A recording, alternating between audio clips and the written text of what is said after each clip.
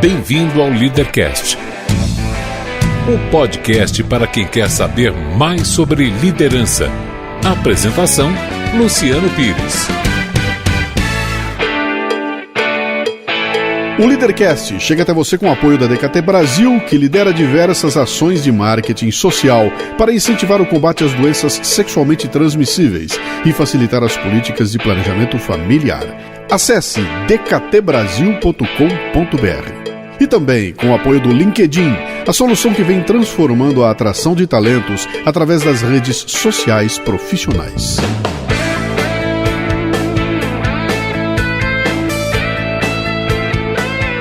Bem-vindo, bem-vinda a mais um Leadercast. Hoje converso com o Ricardo Tomzik. Este é um daqueles programas que aproveita material antigo. Olha, eu gravei uma entrevista com o Ricardo, que é presidente da AproSoja, Associação dos Produtores de Soja e Milho do Mato Grosso, numa inacreditável rádio de uma cidadezinha. Você vai notar os problemas de som, mas o conteúdo focado no agronegócio é sensacional. Muito bem, eu estou aqui diante de mim com uma pessoa que tem me ensinado bastante ao longo dessa viagem aqui, porque conhece profundamente o mercado, conhece profundamente essa situação do agronegócio brasileiro. E só para... É o Ricardo, mas o Ricardo, só para te dar uma dica aqui antes, né? Eu nasci em Bauru, interior de São Paulo, e muita fazenda, e a minha infância foi numa região que tinha muita presença da fazenda como todo, mas naquela época era agricultura, não era agronegócio. Era uma outra história, era um outro tempo, era nos anos 60, e o mundo era bem diferente. Depois de lá eu fui para São Paulo, virei uma figura absolutamente urbana, então hoje diante de você tem um sujeito que representa, eu acho que a maioria absoluta das pessoas que vão estar ouvindo o Café Brasil. Gente urbana, que vive na grande cidade e que sabe do agronegócio através da imprensa, através daquilo que vem pela televisão, com todas as conversas ideológicas que vêm aí, adiante da gente, né? Então vamos começar aqui. Quero que você se apresente, seu nome, quem é você, onde você nasceu e o que você faz hoje. Bom, meu nome é Ricardo Tomzik, eu sou agricultor no estado de Mato Grosso e também no estado de Mato Grosso do Sul. Tenho minhas raízes no Paraná, sou nascido em Guarapuava, no Paraná. É uma região também muito rica em agricultura, minha família toda é desta raiz de agricultores. Da parte da minha mãe, imigrantes que vieram para o Brasil depois da Segunda Guerra Mundial, da parte do meu imigrantes com descendência alemã, da parte do meu pai, imigrantes poloneses, que também vieram para o Brasil um pouco antes, mas de uma maneira ou outra todos muito vinculados, ligados à agricultura. Portanto, eu nasci e me criei dentro da agricultura, como você, lá no Paraná, pequenas propriedades, é um modelo um pouco diferente, e meu pai e minha mãe, já há muitos anos, há quase 30 anos, o início dessa conversa é mais de 30 anos, foi em 1978, resolveram que tinham que buscar algo mais. Vieram para Mato Grosso buscando terras baratas, espaço, oportunidade, e definitivamente minha família se mudou para Mato Grosso em 1985, portanto há 29 anos estamos aqui. Então eu sou paranaense, mas matogrossense, muito mais matogrossense, criado em Mato Grosso. Sou formado em Direito, exerço a advocacia também, mas a minha raiz e a minha principal vocação, eu acredito que é a agricultura, e já um pouco desse agronegócio que você falou, né? Eu vivi essa transição da agricultura para o agronegócio, comecei a trabalhar muito cedo no negócio, desde os 18 anos que eu trabalho diretamente com a agricultura, conheci muito de perto essa transformação daquela agricultura rudimentar, pequena, uma agricultura tecnificada, moderna. Ouso dizer até que ajudei, dei a minha parte de contribuição para essa transformação, com um olhar um pouco diferente, uma cultura nova, que uniu a experiência familiar, todo esse DNA, e hoje estou aqui como presidente da AproSoja Mato Grosso, Associação dos Produtores de Soja e Milho de Mato Grosso, a maior associação de representação da soja e do milho do país. Uma entidade de vanguarda também, que representa, espelha muito desse agronegócio e cuida muito da representatividade do coletivo. Me parece que a tua história é muito parecida com a maioria das pessoas que eu conheci aqui, Eu estou viajando aqui já há uma semana e sempre que eu encontro alguém, de onde você é? Daqui? Não sou daqui. Todo mundo tem essa origem, vem de algum lugar, vem com alguns colonos, E é uma coisa impressionante, porque eu tô num lugar onde a gente encontra esses núcleos, as cidades. Hoje essa gravação está sendo feita na rádio em Nova Chavantina, que a gente olhando a cidade hoje fala, poxa, que a cidade é interessante e tudo, mas há 20, 30 anos atrás eu imagino que devia ser isso aqui. Quando seus pais chegaram aqui nessa região, o que é que devia ser, né? Vocês vieram direto para onde? Onde é que você começou? A gente veio primeiramente para o norte do Mato Grosso do Sul, né? Bem na época da divisão do estado, e aí 4 anos depois meu pai comprou uma propriedade na região de Diamantino, em Mato Grosso, muito perto hoje de Campo Novo dos Parecis, que é uma cidade um pouco mais conhecida. E nos mudamos para Rondonópolis em 1985, cidade que vivo até hoje. Legal. Bom, esse circuito que eu estou fazendo aqui junto com o pessoal chama-se o Circuito AproSoja. Eu já disse para vocês o que era no começo do programa, né? Está servindo para mim como uma lição importante para entender direto, ou ver ao vivo no campo, o que é que significa esse grande agronegócio, né? O Ricardo, durante as apresentações, ele faz uma parte de introdução ali, onde ele é uma espécie de uma prestação de contas da atuação da AproSoja para os agricultores que estão ali assistindo a gente, e lá ele mostra uma série de apresentações ali. Mas eu vi uma apresentação dele que chamou minha atenção, onde se discutem os 4 pilares do agronegócio no Brasil, e ali ele começa a demonstrar claramente que existe um pensamento estratégico, tem uma tecnologia envolvida, tem um pensamento de longo prazo e tem gente preocupada em fazer com que essa coisa amplie no Brasil. E que, de certa forma, mostra que a discussão ideológica da questão do agronegócio no Brasil não faz muito bem para a população brasileira. Quem olha de fora, e eu tive essa experiência agora, assim que eu entrei na viagem, eu já postei de cara a minha foto em cima de uma colheitadeira de algodão e botei exclamando, olha aqui, eu estou no maior produtor individual de soja do mundo. E o primeiro recado que entra, o primeiro comentário do Facebook que entra é um sujeito falando assim, desmatamento ilegal. Quer dizer, é impossível a gente falar de agronegócio fora dessa região sem ouvir a discussão ideológica, né? Então eu queria trocar uma ideia com você sobre essa postura de planejamento, essa postura de controle total, essa preocupação ambiental, tudo isso que eu estou assistindo ao vivo aqui. Queria que você comentasse um pouquinho com a gente aqui. Vamos lá. Muito legal esse seu ponto de vista e é muito pertinente a gente discutir legalidade nessa situação toda, né? Toda essa produção agrícola aqui de Mato Grosso, hoje, ela é uma produção legal. Não existe produção agrícola ilegal no estado, até porque, se for ilegal, não há comércio, né? Não existem barreiras comerciais para qualquer tipo de produção ilegal. Então, desmatamento legal, desmatamento ilegal. Tivemos situações no passado onde as fronteiras foram abertas. Existia um incentivo do próprio governo, né, uma necessidade clara de que houvesse desmatamento, né?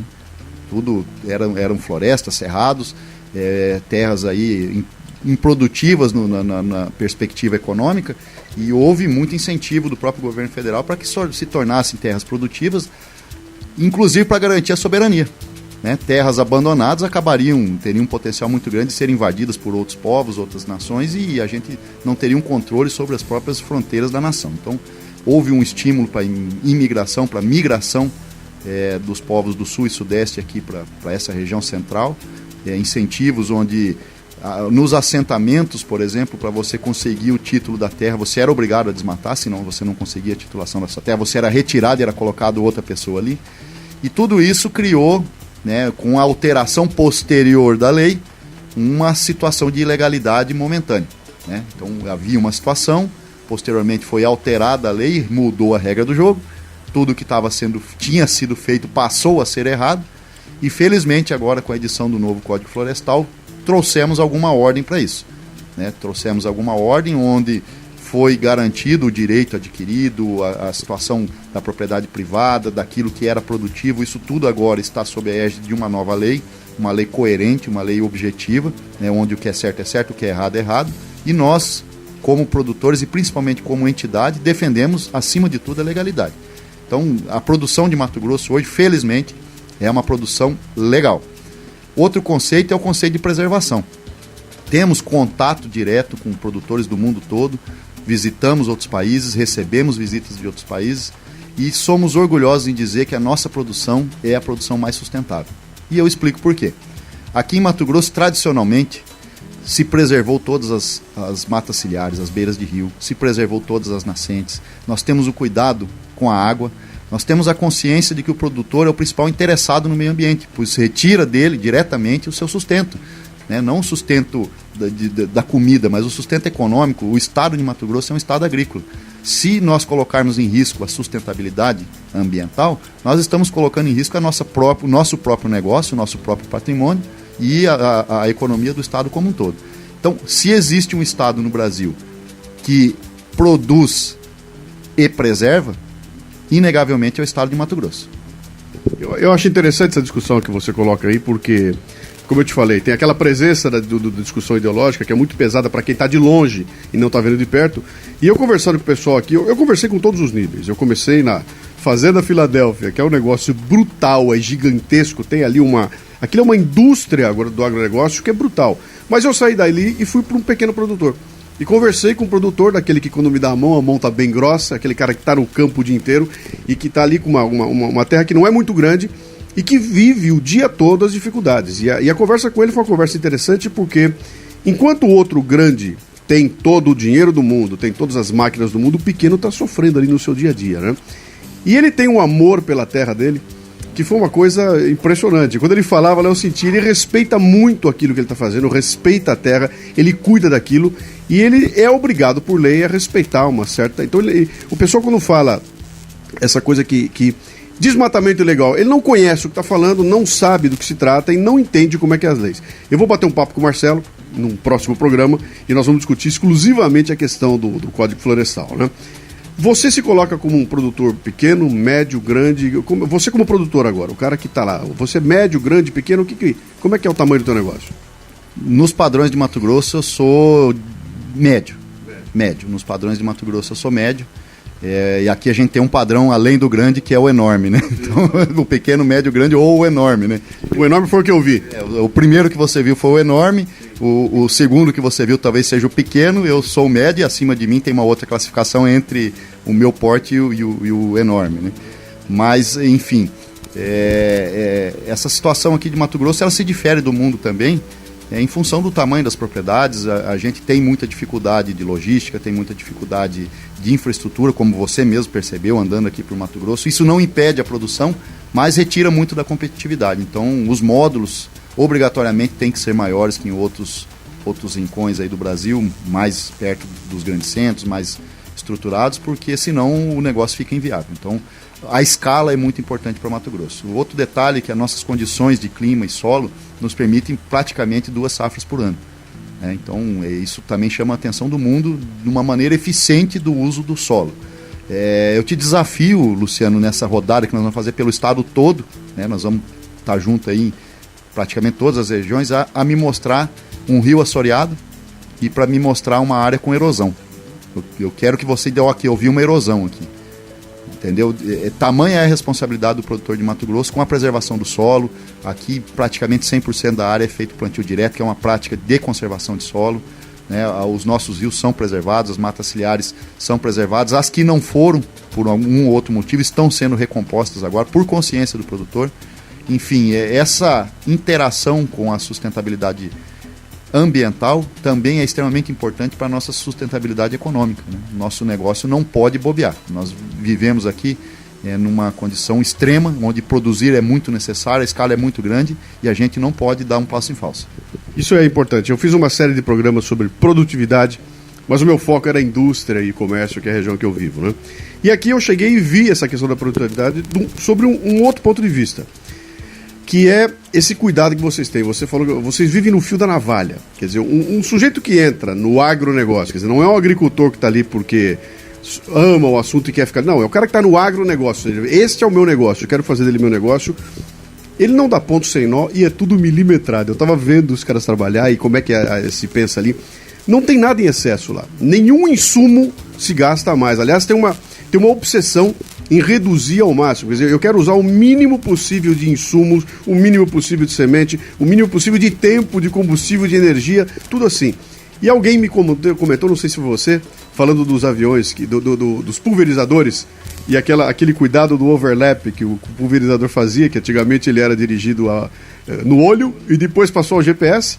E isso já deu um ganho de produtividade, porque com o GPS ele vai e pulveriza um lado ao outro e nunca há uma sobreposição. Quer dizer, nós estamos falando em questões milimétricas que fazem uma diferença brutal. Isso é interessante, porque quando o pessoal vem me dizer o seguinte, pô, mas os caras estão jogando veneno, os caras estão envenenando, cara, qualquer coisa que eles usarem a mais do que for possível é dinheiro perdido, né? Qualquer tempo que eles gastarem a mais é dinheiro perdido. E eu vi o pessoal contando no relógio, se eu não colher amanhã, eu vou dançar. Como é que é essa obsessão pela produtividade? É muito nessa linha que você falou mesmo. A nossa condição extrema de deficiência de infraestrutura, nossa competitividade, ela se garante no detalhe. Então a gente não pode falhar. Aqui em Mato Grosso não perdoa falha. As propriedades são grandes, os custos são enormes e qualquer desperdício, qualquer uso não consciente ou errado de qualquer insumo, quer seja máquina, gente, defensivo agrícola, fertilizante, qualquer gasto fora do planejado ou fora do que é correto, na linha mesmo, é crucial. Então, temos um cuidado muito grande com o nosso parque de máquinas. A tecnologia embarcada nessas máquinas é muito grande, comparável com qualquer país desenvolvido. As máquinas que usamos aqui, que os agricultores americanos usam, são as mesmas, as tecnologias são as mesmas. Eu vi e andei numa delas, né? Exatamente. Até um companheiro nosso depois saiu da colheitadeira, entrou na caminhonete e falou que a colheitadeira é muito mais confortável que a caminhonete, né? E de fato porque o operador ele se cansa, então tem que ter um ambiente apropriado para a máquina render.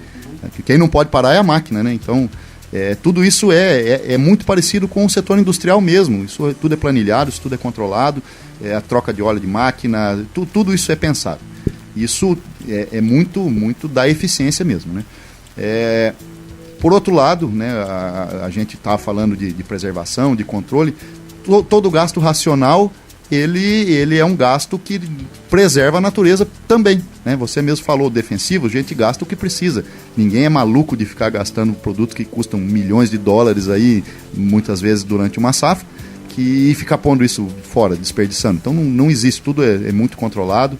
É um uso consciente. Inclusive, uma das pautas que discutimos agora há pouco com os nossos delegados aqui do Nova Chavantina é que precisa montar aqui na região mais uma indústria de reciclagem de embalagem de produto agrícola.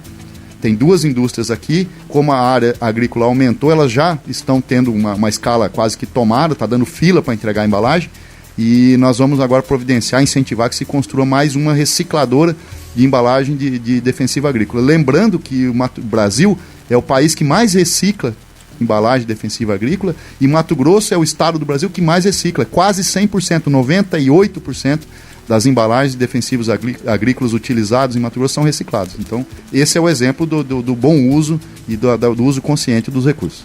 Ouvindo você falar assim, eu estou imaginando um ouvinte que está lá do outro lado que não conhece de perto o assunto. Quando você falou, as dimensões aqui são muito grandes, é tudo grande. É tudo muito longe, é tudo muito grande, é tudo muito... Pra vocês terem uma ideia aqui, eu fui visitar a plantação de algodão e foi lá que eu andei na colheitadeira de algodão. É uma colheitadeira nova, de altíssima tecnologia, que substitui o sistema antigo que tinha 10 pessoas para colher. Essa colheitadeira sozinha vai no campo e faz esse colhimento, já compacta e solta um rolinho coberto com uma espécie de uma lona plástica ali, e esse rolinho depois é recolhido. Uma colheitadeira dessa custa R$2 milhões, uma colheitadeira. E ela trabalha 2 meses por ano. Ou seja, o sujeito investe 2 milhões para trabalhar 2 meses e a colheitadeira fica parada, estacionada na fazenda dele durante 10 meses do ano. Qualquer um que tiver um início de estudo em economia sabe o que significa você investir 2 milhões em equipamento que só trabalha 2 meses, né? E além desse equipamento, ele tem uma espécie de uma usina de processamento ali que fica parada 7, 8 meses por ano. Então são números brutais onde qualquer erro significa uma perda total desse trabalho todo aí. E eu, nessa visita que eu fiz ao pequeno agricultor, ele conversando comigo, com maior naturalidade, e a gente estava conversando, ele falou, qual é o faturamento do seu negócio aqui? Ali eu faturo R$10 milhões por ano. O meu olho já ficou grandão, falou, 10 milhões é um baita negócio, né? Ele falou, pois é, só que 9 milhões ficam no processo. Eu gasto 9 milhões para poder faturar 10. No fim das contas, sobrou 1 milhão, que é o que eu tenho para sustentar tudo que você está vendo aqui, a minha família e tudo mais, né? Então, quando você chega no número final, de um produtor desse tamanho aí, a coisa se revela muito parecida com um sujeito que tem um emprego bom numa grande capital, né? E ele me contando que, naturalmente, assim, a gente conversando, pois é, eu tive aqui um fogo na última safra e perdi R$2 milhões. como assim? Como é que alguém perde 2 milhões numa safra, né? Então, os números são sempre muito grandes, as dimensões são muito grandes, e é isso que é difícil para alguém que está de fora enxergar, né? Então, Ricardo, eu estou aqui pelas mãos da AproSoja. A AproSoja é a Associação dos Produtores de Soja, que nasceu no Mato Grosso, depois já existem várias AproSojas, inclusive a AproSoja Brasil. E eu vejo que o trabalho de vocês é um trabalho extremamente focado no treinamento, de um lado, né, o treinamento, trazer para esse pessoal dos associados as informações. O pessoal anda com o celular recebendo a cada segundo um SMS da AproSoja, contando como é que está a cotação em Chicago, vão acompanhando isso de perto, passo a passo. Mas tem um outro lado, que é um lado muito importante, que é o lado que vocês desenvolvem, que tem aquele componente político, que é a pressão para que o campo receba a atenção não só do governo, como das entidades que promovem essa organização das leis, a organização dos processos, onde vão os investimentos, né? Então vocês fazem um papel muito importante aí. E eu vi que tem alguns pontos chaves que vocês estão trabalhando ali para ver se consegue destrancar o potencial do agronegócio no Brasil. Eu ouvi uma série de apresentações, vi o ministro falando, vi os economistas falando, todo mundo diz o óbvio, cara, o potencial desse negócio aqui é brutal, isso aqui dá para triplicar, quadruplicar, e só não acontece isso porque o problema está muito bem controlado da porteira para dentro, a gente já sabe como fazer, nós temos condições de fazer, da porteira para fora é que a encrenca começa, não tem a estrada, não tem a logística, as leis são uma confusão terrível, qualquer coisinha aqui você recebe uma proibição e etc e tal. Como é que é esse trabalho que vocês estão desenvolvendo aí? Que pontos são esses que vocês estão atuando para destravar a questão do agronegócio? Aliás, comece me dizendo quais são os problemas aí, como é que vocês estão trabalhando nisso? A gente, por óbvio, né, por brasileiros que somos, vivemos as realidades do Brasil. E qualquer empreendedor no Brasil sabe o tamanho da dificuldade que temos com a burocracia, com os preconceitos, né, com as instabilidades. Então, estamos inseridos nisso com o adicional, que ainda temos que contar com a chuva na hora certa, com o sol na hora certa, né? Temos o adicional do agricultor aí. Então, realmente a entidade ela tem um pensamento muito estratégico, né? A gente tem uma responsabilidade de pensar esse negócio, de pensar esse setor 10, 20 anos para frente, né? Sabemos que as coisas não se resolvem do dia para a noite também. No Brasil e no mundo, tudo começa com a política e tudo termina na política. Essa é a primeira consciência que temos que ter, né? E a AproSoja ela tem esse papel que não é político-partidário, porém é um papel de integração, de interação do agricultor com o ente político, quer seja do executivo, quer seja do legislativo e até com o judiciário. Estamos tendo um relacionamento muito próximo, relacionamento institucional, né, onde a gente leva as demandas, as dificuldades e busca inclusive ajudar a criar soluções. Então, as dificuldades, principalmente em Mato Grosso, o ponto nevrálgico, infraestrutura. Um estado que produz 27 milhões de toneladas de soja, esse ano vai produzir 17 milhões de toneladas de milho, mais não sei quantas toneladas de algodão, mais não sei quantas toneladas de cana, enfim, 26 milhões de cabeças de gado, maior rebanho brasileiro. Então, é muita coisa para ser transportada. Sem falar que tudo isso precisa de insumos para ser produzido, esses insumos também têm que chegar aqui e as distâncias são enormes, não só internas. O estado de Mato Grosso tem 95 milhões de hectares, é um monstro, né? E daqui para qualquer porto é muito longe. É o ponto mais longe do Brasil para qualquer porto, quem sabe do mundo, né? Estamos no coração da América do Sul, então é onde se tem a melhor condição para produzir. E infelizmente é o ponto mais distante de qualquer grande mercado consumidor. Então, infraestrutura é a palavra-chave. E aí, para se ter infraestrutura, temos os problemas agregados. O problema de licenciamento, o problema de burocracia, de falta de projeto, de falta de recurso. E a gente procura atuar proativamente nisso aí. Não que seja simples, não é simples. Mas a gente tem feito esse papel e felizmente estamos passo a passo avançando, né? Outra questão bastante complicada nossa é a questão de política agrícola, de política voltada para o setor, onde a gente busca segurança na produção, né? Aí muito próprio da situação do produtor em si, onde demandas como um seguro agrícola, né, adequado para a nossa situação, é uma demanda constante. Estamos evoluindo a passos lentos, mas estamos evoluindo, temos essa demanda já há algum tempo. O seguro que nós temos cobre a produtividade, nosso problema não é exatamente a falta de produtividade, né? Nossos problemas aqui são falta de renda, muitas vezes. Então, a gente queria um produto mais moderno, combinado com seguro de preços, enfim, algo que fosse mais palatável e portanto, mais útil ao produtor, né? Temos a questão do próprio financiamento da produção, né? O financiamento público vem aumentando, né? Os recursos do plano agrícola vêm aumentando, porém ainda são muito pequenos, tamanha é a produção, tamanha é a demanda por recurso. Então, buscar aí a participação dos entes privados, fazer toda essa junção de capital público com capital privado voltado para o financiamento da produção agrícola é um trabalho que a gente tem feito também. Questão da segurança jurídica, né? Falamos aqui do Código Florestal, falamos da questão dos licenciamentos, os problemas indígenas, os problemas ambientais voltados aí à fiscalização, por exemplo, do correto uso dos defensivos agrícolas, da legislação trabalhista, que foi feita para a indústria e para a cidade e causa um transtorno enorme para o campo, né? Você teve condições de ver em loco, né, como é o trabalho no campo. Você me deu um gancho aqui. Esse pequeno agricultor que eu estava comentando, ele estava dizendo para mim a dificuldade que ele tem hoje com mão de obra. Ele falou, cara, eu estou arrancando os cabelos aqui, porque eu já não consigo mais contratar gente como eu tinha antigamente, a mão de obra mudou, e a legislação não me permite utilizar esses caras como a gente utilizava antigamente. Então, por exemplo, chegou aqui sábado e domingo, é hora de descanso, a turma já não fica mais na fazenda, vai todo mundo embora. Então eu passo o fim de semana rezando para não queimar nada, porque se eu tiver um incêndio na minha plantação no domingo, ela vai queimar inteirinha, porque eu não tenho ninguém para me ajudar a apagar esse incêndio aí, em função dessa mudança brutal que aconteceu não só na legislação, mas também no tipo de relação do empregado com o patrão, né? E são coisas que a gente não imagina, né? Mas como é que é? Então o incêndio tem que acontecer dia útil no horário comercial. Se for fora disso, é uma confusão gigantesca. E incêndio é um caso extremo, né? Vou colocar a chuva, tem que acontecer na hora certa, a seca tem que acontecer na hora certa, porque infelizmente a nossa legislação trabalhista ela é completamente desconectada da realidade do campo, né? Temos janela de plantio, tem dia e hora para começar e terminar o plantio, tem dia e hora para começar e terminar a colheita.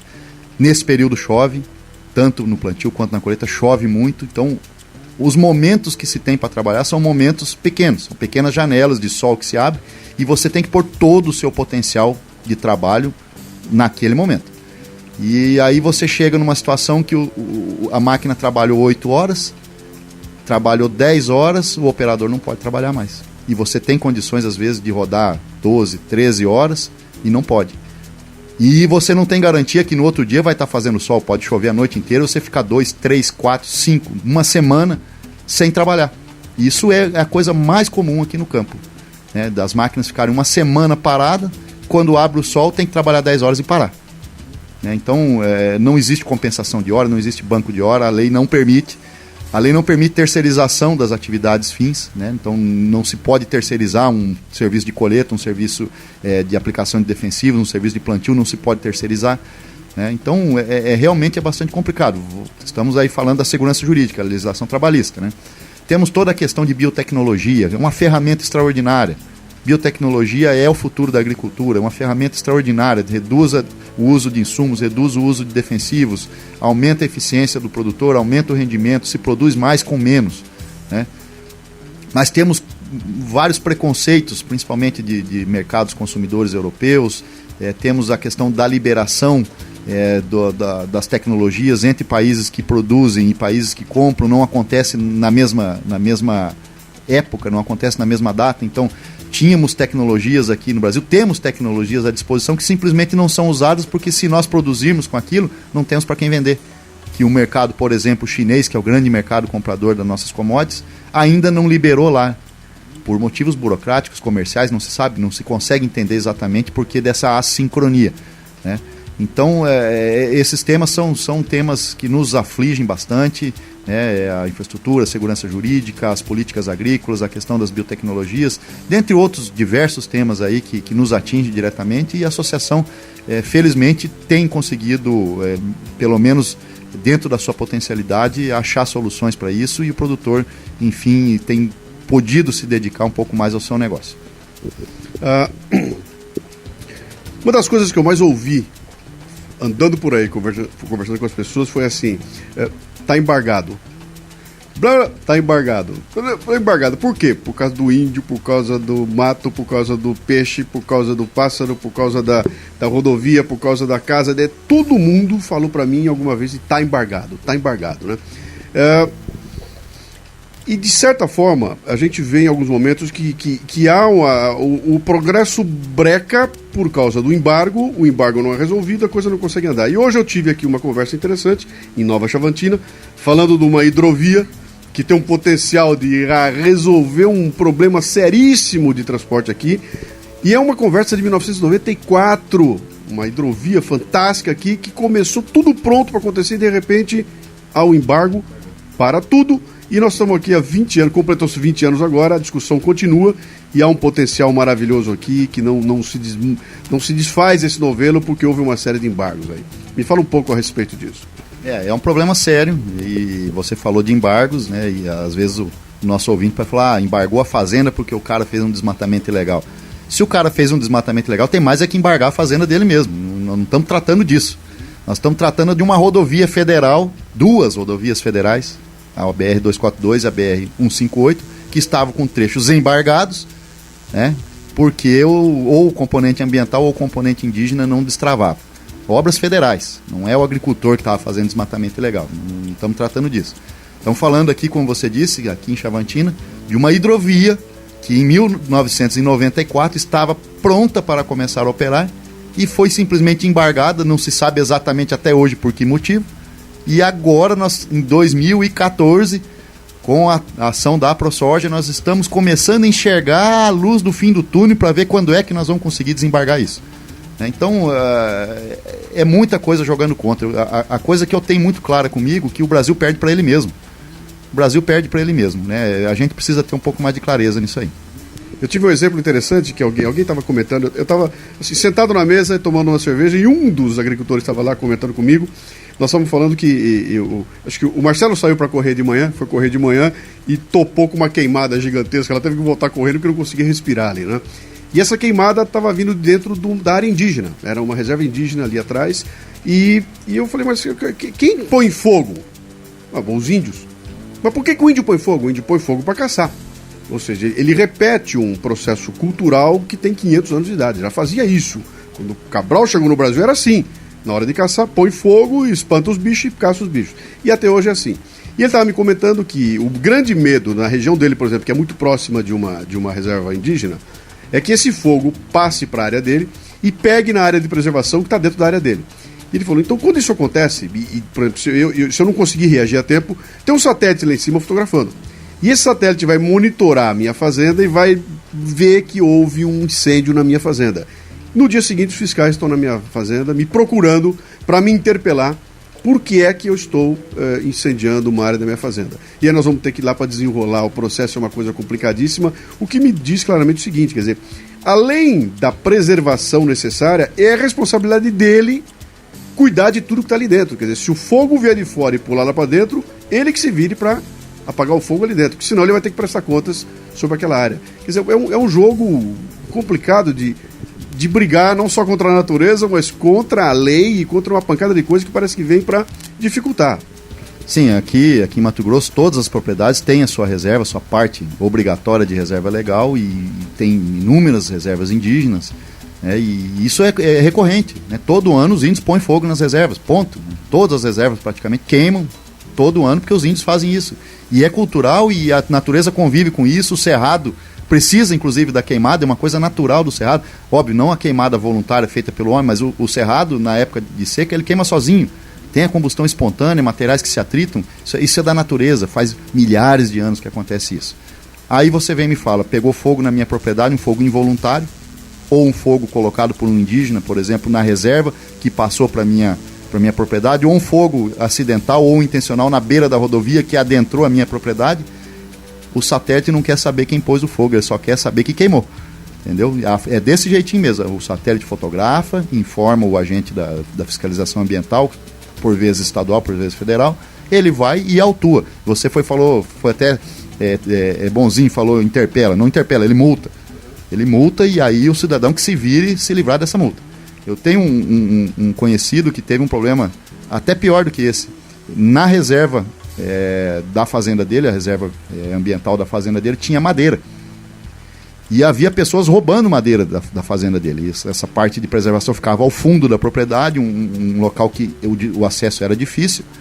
E ele descobriu que tinha madeireiros ilegais roubando madeira da reserva legal da fazenda dele.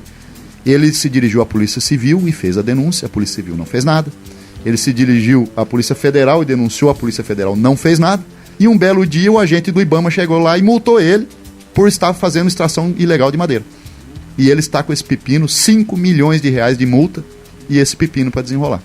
Então é absurdo, mas acontece. Ricardo, outra coisa que chamou minha atenção aqui foi o espírito comunitário que eu vejo nessa região aqui. Acho que até é uma coisa cultural, porque essas cidades aqui começaram há 30, 40 anos atrás, quando os caras chegaram aqui só tinha mato, ou seja, se eu não ajudar meu vizinho, eu morro junto com ele. E os caras abriram isso aqui no peito, e eu acho que isso, de certa forma, até pela colonização, os gaúchos vieram para cá, vieram os paranaenses, chega esse pessoal, a lemoada, a italianada, que já tem um espírito diferente e monta a partir do zero uma cidade, nasce um núcleo que tem um espírito de comunidade, né? Onde as pessoas se ajudam, né? E no trabalho da ProSoja eu também vi um foco muito grande nessa questão de despertar o espírito de liderança das pessoas, fazer com que esse espírito de comunidade se amplie para todo o estado e, quem sabe, até para o Brasil, né? Como uma forma de juntar as pessoas, porque, olha, juntos nós podemos fazer tudo muito mais, com muito mais força, com muito mais consequência, né? E vocês, quando me chamaram para falar para a ProSoja, vem aqui, seu speech não é técnico, seu speech é comportamental. Você tem que falar de liderança para a gente trazer para esse pessoal essa consciência de cidadania, né? Você é presidente de uma entidade desse tipo. A ProSoja é isso, é uma associação de produtores, né? E eu acho que esse espírito de comunitário, de comunidade, da cooperativa está presente o tempo todo. Como é que vocês estão tratando isso, essa questão do desenvolvimento de lideranças? O que se passa na sua cabeça? Qual é a ideia em torno disso? Luciano, a tua avaliação foi perfeita, né? O desbravamento de Mato Grosso é bastante recente no calendário, né? Mas feito justamente com muita dificuldade, né? Até hoje temos enormes dificuldades. Imagina isso 30, 40 anos atrás, quais eram realmente as dificuldades enfrentadas. Então, o exemplo que me deram lá em Gaúcha do Norte, que o pessoal montou, a cidadezinha estava nascendo lá, e que a única forma de ter comida, eles tinham que aguardar, uma das pessoas pegava um tratorzinho, puxando lá um reboque, esse trator levava uma semana para ir e para voltar de uma cidade com os mantimentos. Quer dizer, esse era o limite que esse pessoal vivia. Sim, e não faz tanto tempo, isso é coisa de 20 e poucos anos atrás, né? Parece que é da época da colonização do Brasil, mas é muito mais recente que isso. Isso é da minha época, né? Da minha época. Então, esse senso comunitário, ele realmente é muito presente e em todo esse Mato Grosso desbravado pelos agricultores, é assim, né? Você vai ter a oportunidade de conhecer praticamente todo esse estado e vai notar que a comunidade, ela é muito importante para todos os agricultores. E a ProSoja, ela nasceu em 2004, um período que o setor iniciou um processo, a vivência de um processo de uma crise intensa. Uma crise sem precedentes, onde preços desabaram, custos multiplicaram, todo mundo levou muito prejuízo ao mesmo tempo. Quando foi isso? Em 2004, 2005, 2006, a ProSoja foi fundada em 9 de fevereiro de 2005, então ela tem quase 10 anos, né? E foi um período crítico, foi um período muito crítico, e foi justamente esse senso comunitário, esse senso de mútua ajuda que criou a ProSoja. Nós precisamos nos organizar em torno da cultura da soja, que é a principal cultura de todos, porque nós estamos quebrando. Ou nós vamos nos organizar e em conjunto buscar a solução para esses problemas e em conjunto principalmente evitar que esses problemas retornem, né, com ações estratégicas, tudo aquilo que nós falamos dos pilares, de pensar o futuro, de fazer a visão estratégica, para que a gente possa ter estabilidade, ter primeiro viabilidade e depois estabilidade. Então, foi da dificuldade que a ProSoja nasceu. Ela nasceu dessa dificuldade comum à história das dificuldades de todos os desbravadores. Então, nós, dentro da ProSoja, temos esse senso de união bastante desenvolvido. E a gente quer que isso se perpetue, que isso se aqueça e se perpetue. Pensamos essa entidade 10, 20, 50 anos à frente. Nós queremos ter essa entidade sempre à frente porque já sentimos a necessidade vital da nossa organização. No Mato Grosso não consegue mais pensar o setor agro sem organização. por tudo que nós falamos, a competitividade que nos é imposta, o fio da navalha que vivemos. Então, se for cada um por si, cara, nós não vamos chegar em lugar nenhum, e o produtor já aprendeu isso. Por que despertar a liderança? Porque a gente precisa melhorar ainda mais, né? E esse trabalho, que é voluntário, não pode ficar concentrado na mão de poucos. Um dos grandes ganhos que a ProSoja trouxe para a representação de classe é a alternância. A alternância. Ninguém consegue ser presidente da ProSoja por mais de 4 anos, que é o primeiro mandato e só é possível uma reeleição. Então ninguém consegue ser presidente da ProSoja por mais de 4 anos.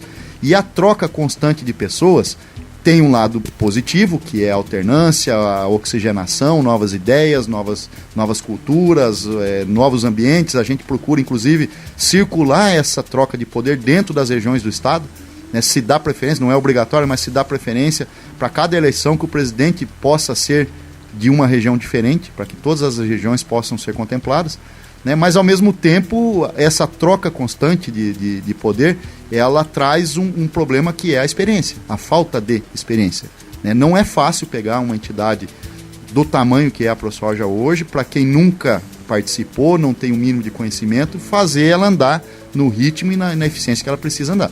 Então, a gente se preocupa, sim, com a formação constante de líderes, né? A gente tem academia de liderança, nós temos um curso constante para quem se interessar e quiser ingressar nesse ramo da representatividade, que ele possa se preparar, que ele possa se capacitar, inclusive, para ser um líder, né?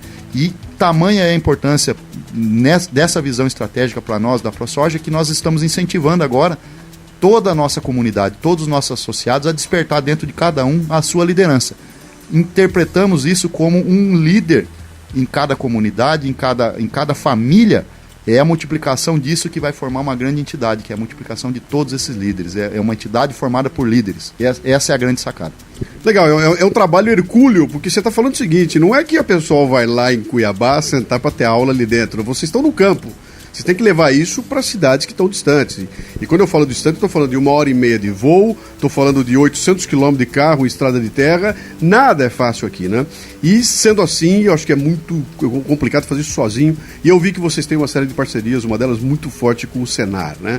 Como é que se dá isso? Vocês, inclusive, as sedes são muito próximas, tem um núcleo muito próximo de vocês, trabalham muito em conjunto, né?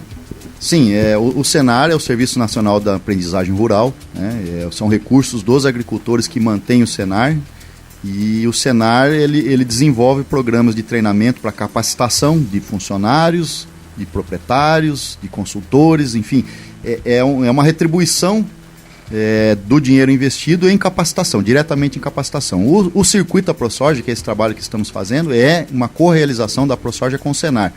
Tamanha é a identificação entre os dois entes, né? O Senar é vinculado ao sistema sindical. Nós temos uma sinergia, não temos vinculação, mas temos uma sinergia muito grande com o sistema sindical também. Fazemos um trabalho um pouco diferente, mas somamos muito com o sistema sindical.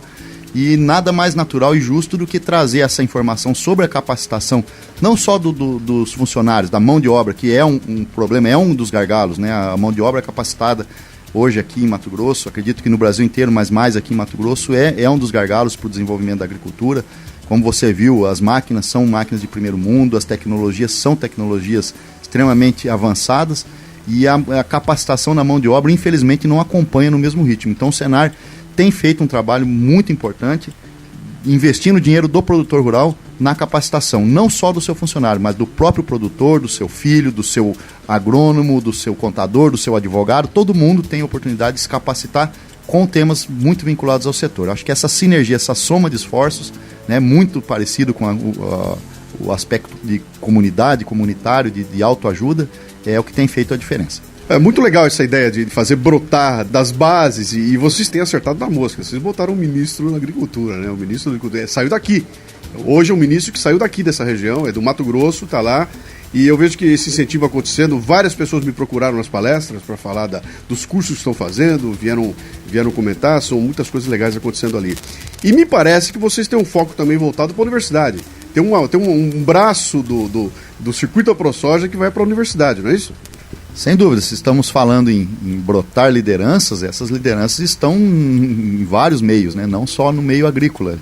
no meio universitário, talvez estejam as lideranças mais primorosas que podemos trazer aí para o sistema no futuro breve, justamente aqueles que estão se capacitando, que estão sentados hoje nos bancos universitários e que vêm para o mercado de trabalho muito em breve. A aproximação dos nossos conceitos, do nosso setor, com esses líderes que estão vindo para o mercado de trabalho é muito importante. A gente entende que essa aproximação pode abreviar um percurso enorme, quebrando barreiras, tirando preconceitos, né? E fazendo com que, eventualmente, quem se interesse pela área possa conhecer já de cara, antes mesmo de sair do banco das universidades, quais são os conceitos que nos guiam, o que a gente defende, o que a gente faz, né? E quem sabe aí já procurar uma pós-graduação, uma especialização voltada para a área e vir trabalhar nesse setor que é tão carente de mão de obra especializada. Muito legal, um baita investimento, uma coisa muito grande. Eu vou voltar para o começo da entrevista, né, que eu falei a diferença da agricultura para agronegócio. Eu mergulhei de cabeça no agronegócio aqui. E se de um lado eu fico fascinado, que é só a primeira semana, nós temos mais 4, 5 semanas pela frente aí. Eu vou visitar muito mais áreas aqui, vou falar com outras pessoas. Mas do mesmo jeito que isso me fascina, tá vendo isso ao vivo, me dá uma agonia de saber que a maioria das pessoas não conseguem ver. E o que elas enxergam é exatamente aquilo que aparece na imprensa. Então é a briga política, é o político X com o político Y, é uma bandidagem aqui, é uma outra coisa aqui. Confundem o ladrão de madeira que está roubando madeira na Amazônia com quem está fazendo o agronegócio, confundem o desmatador ilegal com quem faz o agronegócio e vira uma bagunça onde ninguém entende o que está falando. Então, a minha recomendação para você que está ouvindo aqui é a seguinte: se você ouviu o programa e gostou, maravilha, legal. Se você vai entrar aqui para fazer um comentário do tipo assim, desmatador ilegal, eu vou, antes de falar isso, cara, vem pra cá. Pega um avião, vem pra cá, anda 800 km de carro, vem ver o que eu tô vendo, vem conviver com essas pessoas aqui para entender por que é que o agronegócio é responsável pela maior parte do PIB brasileiro hoje. Se o Brasil tem algum crescimento positivo nos últimos 5, 6, 7, 10, 12, 15 anos, é porque o agronegócio está presente. E é ele que segura a peteca. Se essa peteca cair, meu amigo, nós vamos crescer negativo e não há dúvidas disso. 100 bilhões de dólares é o resultado da balança positiva do agronegócio no Brasil esse ano. Né? Se você retirar esses 100 bilhões de dólares, dá para saber como que era a balança. Né? Estamos praticamente no zero, porque o agro colocou 100 bi de superávit. Tira isso para ver como fica. Né? Então, é muito importante a gente ter o foco correto, ter a visão correta dos negócios, assim como a indústria tem a importância dela na geração de empregos, no desenvolvimento, a educação também, o setor de serviços, o comércio. Eu acho que a somatória de todos esses setores é que vai fazer um país forte. O que a gente não pode ter é preconceito. Né? A gente não pode ter preconceito. Se você tem dúvida, procure a informação. Não julgue antes de conhecer. Ricardo, obrigado pelo tempo que você dedicou aqui. Parabéns. Você é jovem. Que idade você tem? 38. É jovem, cara. É um garotão com 38 anos de idade. Eu vejo o interesse que ele tem, a forma como ele está liderando as discussões aqui. Eu vejo que, como o Ricardo, eu conheci mais uma pancada de outros garotões na faixa dos 40 anos de idade. E eu estou antevendo uma mudança importante que vai acontecer aí, inclusive por essa mudança de faixa de idade. Quer dizer, os velhinhos da minha idade, a turma dos 58, 60, está saindo fora. E está aparecendo uma garotada nova aí com os 40 anos que tem uma visão completamente diferente. É a visão de agronegócio, sabe, que está tomando conta aqui.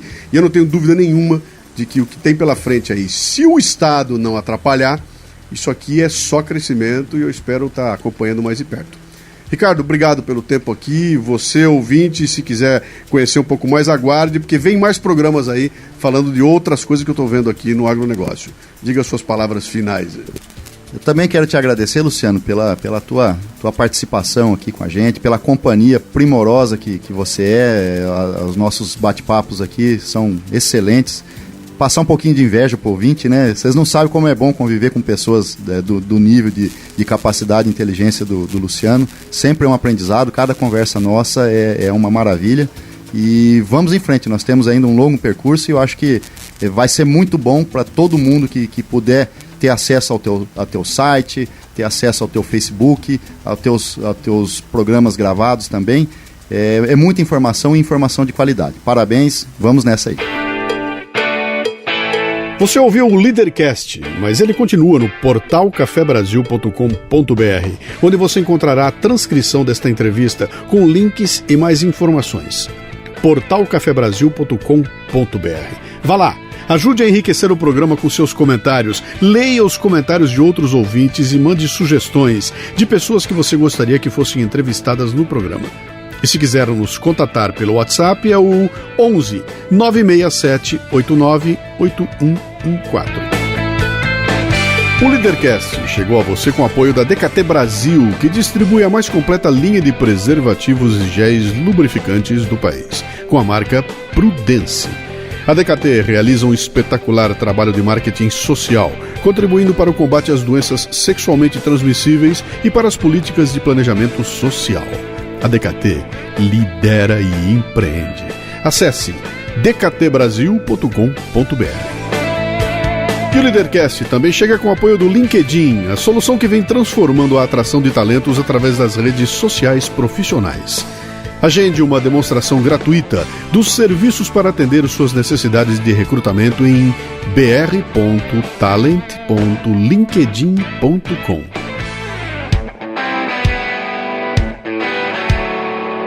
Você ouviu o Leadercast com Luciano Pires.